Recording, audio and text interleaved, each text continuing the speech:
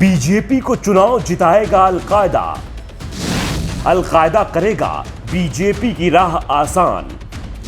अल Zawahiri के video ने दी BJP को राहत। बीजेपी को चुनाव जिताएगा अलकायदा, बीजेपी के लिए वोट जुटाएगा अलकायदा।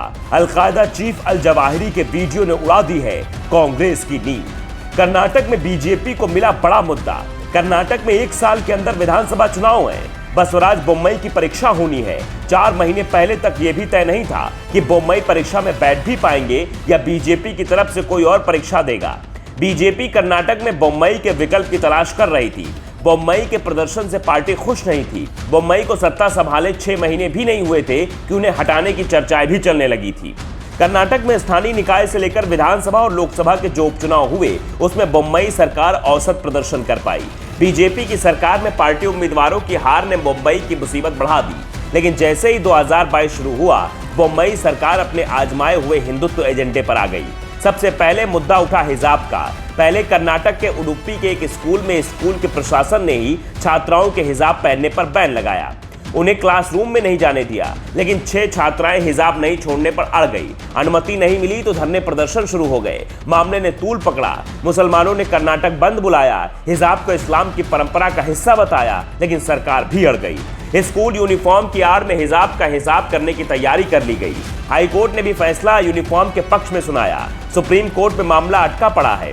कोर्ट फैसला देती तब तक कर्नाटक में मंदिर परिसर और आसपास मुसलमानों के दुकान लगाने पर पाबंदी लगा दी गई। इस बार सरकार ने कहा कि आदेश हमने नहीं निकाला है, लेकिन शांति और सुरक्षा के नाम पर मुसलमानों की दुकानें बंद करा दी गई। चुनाव 5 राज्यों में चल रहे थे। बीजेपी ने हिजाब का मुद्दा यूपी में भी उछाला।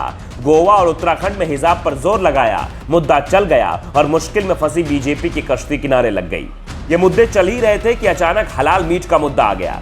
इसे धार्मिक कट्टरता से जोड़ा गया। तर्क दिया गया कि मुसलमान मक्का की तरफ मुंह करके जानवर को हलाल करते हैं। जानवर को हलाल करते हुए अल्लाह का नाम लेते हैं। इसका मतलब वो मीट अल्लाह पर चढ़ाया गया प्रसाद है और कोई हिंदू इसे खाएगा तो यह पाप है। कर्नाटक में जोर शोर से प्रचार चल रहा है कि मुसलमानों की दुकानों से हिंदू हलाल मीट नहीं खरीदे। हलाल मीट का मुद्दा सुलझा भी नहीं था कि मस्जिदों से लाउड स्पीकर हटवाने की मांग भी शुरू हो गई। सुबह की अजान से अचानक लोगों को परेशानी शुरू हो गई। सरकार ने भी आपत्ति जताई, लाउड स्पीकर की आवाज धीमी कराई।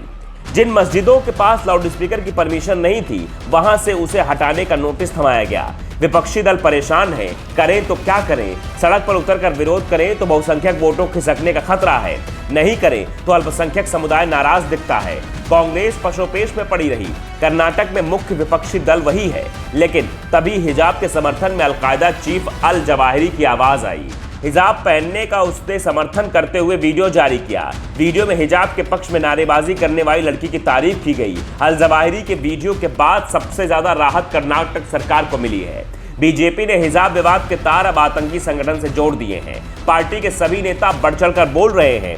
हम पहले से ही कहते थे कि हिजाब मामले में शुरू हुए विवाद अंतर्राष्ट्रीय साजिश है और अल जवाहिरी ने इन आरोपों को अपनी मुहर लगा दी।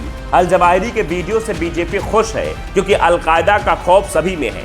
ऐसे में अल जवाहिरी ने हिजाब मामले में कूदकर बीजेपी का काम आसान कर दिया है, तो दूसरी ओर कांग्रेस परेशान है। हिजाब मामले का समर्थन कर अब खुद को अल जवाहिरी के साथ खड़ा करे या विरोध कर बीजेपी के साथ। कर्नाटक में कांग्रेस नेताओं की जुबान सिल ली है, लेकिन मामले में अलकायदा की एंट्री हो गई है। ऐसे में कांग्रेस को पक्ष रखना था।